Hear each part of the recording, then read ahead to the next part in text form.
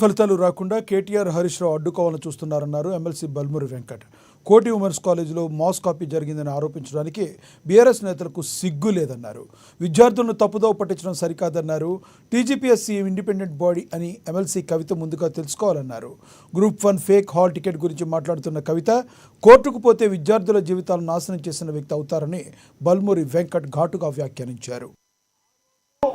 ఏదైతే మేము ఆరోపణలు చేసింది టీజీపీఎస్సీ పరిధిలో పేపర్ లీక్ అయిందని చెప్పి బేగం బజార్ పోలీస్ స్టేషన్లో ఎఫ్ఐఆర్ నమోదై టీజీపీఎస్సీ చైర్మన్ గారే స్వయంగా ప్రెస్ మీట్ పెట్టి గ్రూప్ 1 తప్ప మిగతా అన్ని పేపర్లు లీక్ అయినాయని చెప్పి తానే ప్రకటించిండు.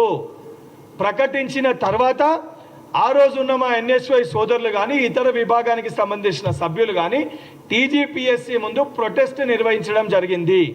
నిర్వహించిన తర్వాత కొన్ని కాకుండా ఎట్లా సాధ్యమవుతుంది, లీక్ అయితే అన్నీ లీక్ అవుతాయి కదా, కొన్నిటిని వీళ్ళు తప్పించే ప్రయత్నం చేస్తున్నారని చెప్పి విద్యార్థులు ఆ రోజు యువకులు ఆరోపిస్తే దానిపైన న్యాయస్థానాన్ని ఆశ్రయించడం జరిగింది.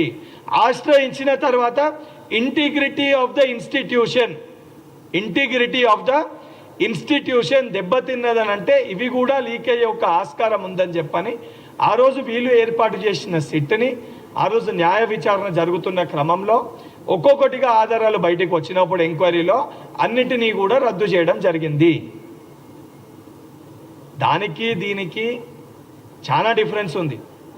అప్పుడు అంగట్లో పేపర్లని పెట్టి అమ్మినట్టు అమ్మినరు. ఆ రోజు మేము ఆధారాలు లేకుంటే నేను ఆరోపించలే.